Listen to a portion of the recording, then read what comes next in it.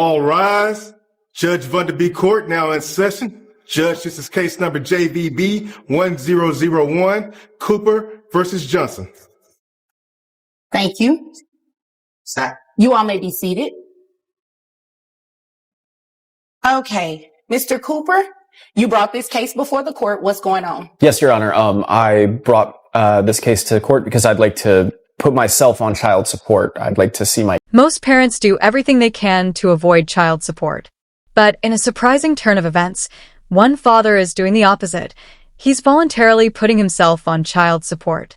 Not because he's trying to dodge responsibility, but because it's the only path he sees to stay in his children's lives.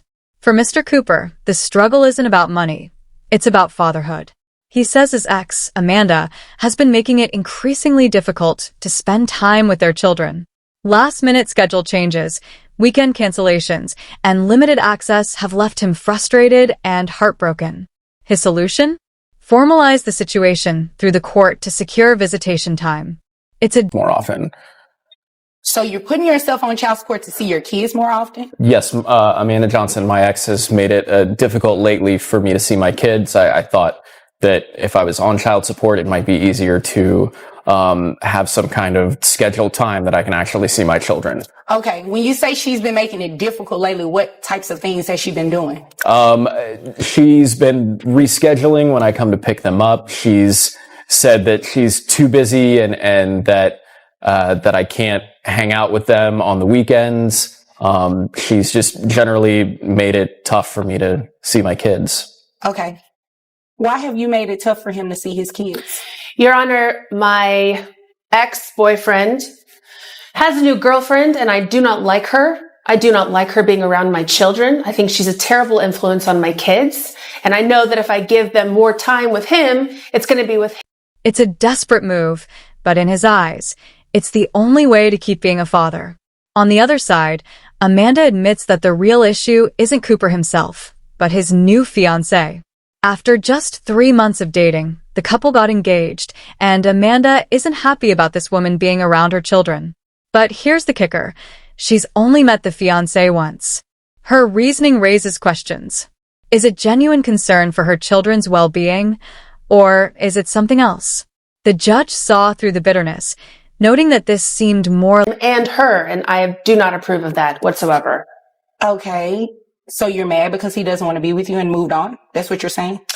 No, I'm mad because he has only been dating this woman for 3 months. Now suddenly they're engaged. I think she's a terrible person and I don't want my children to be around her. This is about the well-being of my children. This is about the well-being of your children, but you don't like her? Do you even know her?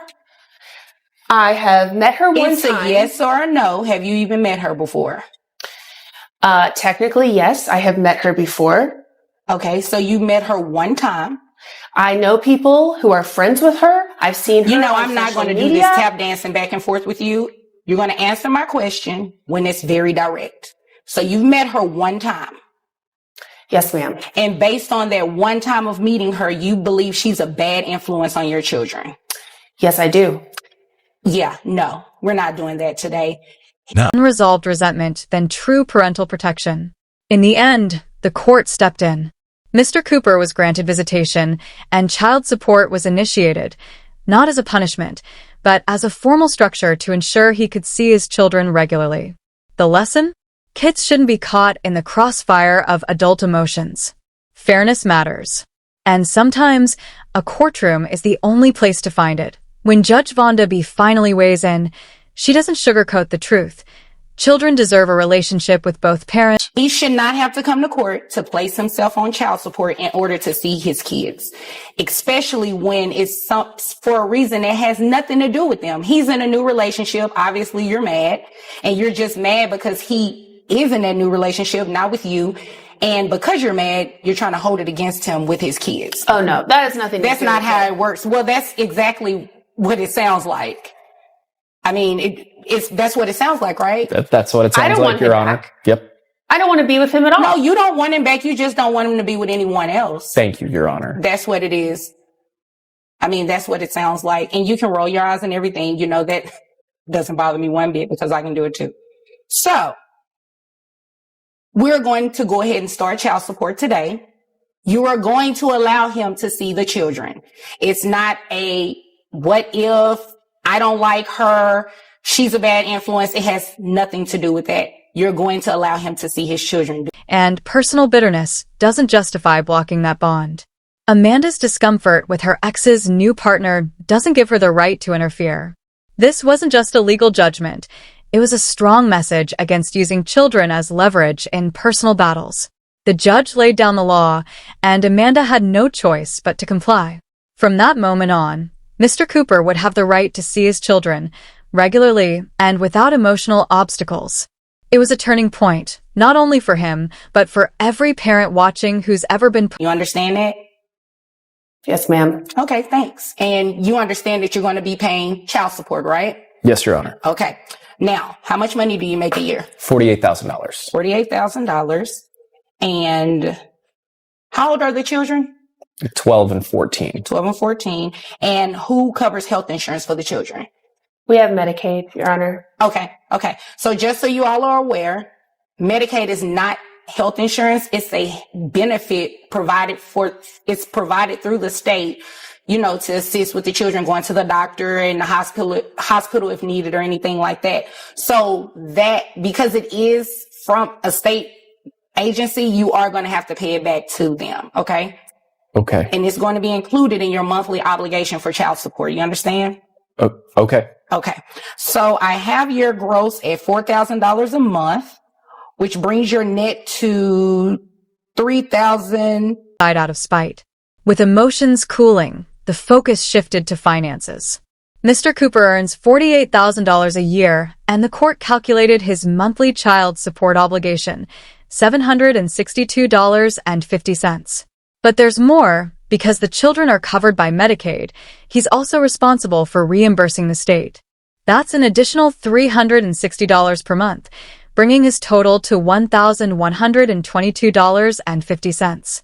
It's a tough number. But Judge Vonda B didn't just hand down a figure. She gave Mr. Cooper a choice. If he secures private health insurance, $50.01. So your child support obligation is $762.50. In addition to the Medicaid. So what happens is I have to take 9% of your gross, and that's the amount that you would pay back for Medicaid. That's what the law says has to be done. So 9% of $4,000 gives me $360. So when you add the two together, comes out to $1,122.50 a month. Now, if you were to enroll the children into private health insurance, which I'm sure you can find something a lot cheaper than $360, your child support amount would go down. Okay. So you have the option to do that. If you have private insurance through your employer, or if you want to enroll the children under something outside of your employer, you can do that. Okay. Does that make sense? It does. Okay. All right. Do you all have any other questions for me? No, Your Honor. No, Your Honor. Okay. Well, if there's nothing further, you all are dismissed. Thank you. Thank you. You're welcome. the kids, his monthly payment could drop. In a system that often feels rigid, that option gave him some control. This case wasn't about dodging child support. It was about a father fighting for his right to be present. And while there's a cost attached, Mr. Cooper walked out with what mattered most: legal clarity and a path to stay in his children's lives. As for Amanda, her hold on the situation was broken. Emotion no longer dictates access, fairness does. If this story hit home, ask yourself, would you have ruled the same way? Most parents do everything they can